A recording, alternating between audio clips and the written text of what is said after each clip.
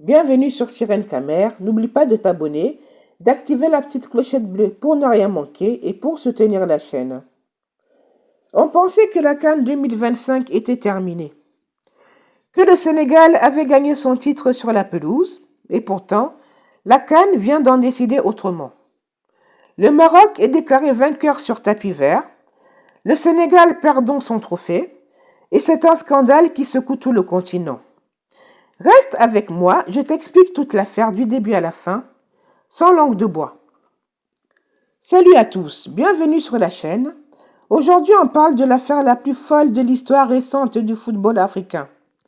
La finale de la CAN 2025 entre le Sénégal et le Maroc. La polémique, les sanctions et surtout la décision incroyable prise en 2026 qui change le vainqueur du tournoi. Dans cette vidéo, je vais te raconter comment le Sénégal a gagné sur le terrain, ce qui s'est passé pendant et après la finale, pourquoi la CAF a finalement donné le trophée au Maroc, et ce que ça veut dire pour l'avenir du football africain. Installe-toi bien, lâche déjà un petit like et on commence. La CAN 2025 se joue au Maroc, avec une énorme pression sur le pays hôte. Le Maroc vise un titre à domicile. Le Sénégal vient défendre sa réputation de grande nation du football africain. Les deux équipes arrivent en finale après un parcours intense, avec déjà pas mal de polémiques sur l'arbitrage pendant le tournoi, surtout du côté des supporters sénégalais, et d'autres nations qui parlent d'un arbitrage parfois trop favorable au Maroc. Bref, le décor est planté, stade bouillant, enjeu énorme, tension maximale. La finale Sénégal-Maroc se joue à Rabat le 18 janvier 2025. Le match est très fermé, très tendu. Il y a des duels, des fautes, des décisions arbitrales qui font déjà parler dans les tribunes et sur les réseaux. À un moment clé, il y a un pénalty accordé au Maroc qui fait polémique. Côté Sénégal, on crie à l'injustice. Plus tard, un but sénégalais est annulé pour hors-jeu. Là encore, grosse controverse. L'ambiance devient électrique. Le match part en prolongation et c'est finalement le Sénégal qui marque et s'impose 1-0 sur le terrain. C'est l'explosion de joie pour les Sénégalais, la déception totale pour le Maroc.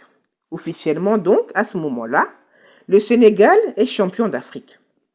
On voit les joueurs soulever le trophée, fêter avec les supporters. Tout semble réglé, mais en réalité, l'histoire ne fait que commencer.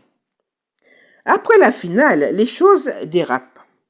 On reproche à certains joueurs membres du staff sénégalais des comportements jugés antisportifs, des protestations virulentes contre l'arbitrage, des altercations verbales. Côté tribune, on parle aussi des jets de projectiles, de lasers venant des supporters et même d'incidents autour de la zone VAR. La CAF ouvre des dossiers disciplinaires. Résultat, amende pour les deux fédérations, suspension pour des joueurs et des membres du staff aussi bien du côté sénégalais que marocain. Sur le moment, tout le monde pense que l'affaire va s'arrêter là. Des sanctions, mais le Sénégal reste champion. Pourtant, en coulisses, la contestation continue. La fédération marocaine ne lâche pas l'affaire. Elle dépose un appel en s'appuyant sur le règlement de la CAN, notamment sur les articles qui parlent de l'interruption d'un match, du refus de jouer et des comportements qui peuvent conduire à un forfait. Selon le Maroc, certains comportements du camp sénégalais pendant la finale justifieraient que le match soit perdu par forfait. La CAF examine ce recours, ça prend du temps, ça discute dans les couloirs, ça débat dans les médias. Beaucoup de supporters, eux, ne comprennent même pas ce qui est en train de se jouer juridiquement. Et puis arrive le 17 mars 2026, décision officielle. Le jury d'appel de la CAF donne raison au Maroc. La victoire du Sénégal est annulée. Le match donné perdu pour le Sénégal sur le tapis vert. Le score est transformé en 3-0 pour le Maroc et le titre de champion d'Afrique 2025 est officiellement attribué au Maroc, 2 mois après la finale. Tu imagines le choc. Les joueurs sénégalais qui avaient soulevé le trophée, les supporters qui avaient célébré, se voient retirer ce titre sur décision administrative. Cette décision provoque un énorme tremblement de terre dans le monde du foot africain. Côté Sénégal, un sentiment d'injustice et de vol purement et simplement, colère des supporters, incompréhension des joueurs. La fédération sénégalaise envisage de saisir le tribunal arbitral du sport pour contester la décision et récupérer le titre.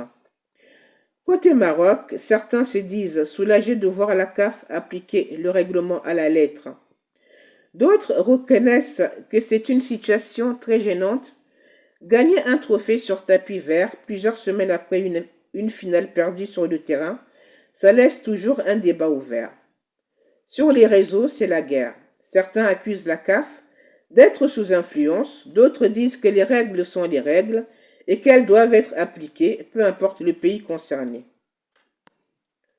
Franchement, dites-moi ce que vous en pensez. Pour moi, cette affaire est un énorme gâchis pour le football africain.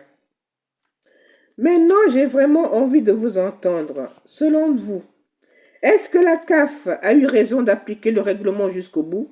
Est-ce que le Sénégal est victime d'une injustice?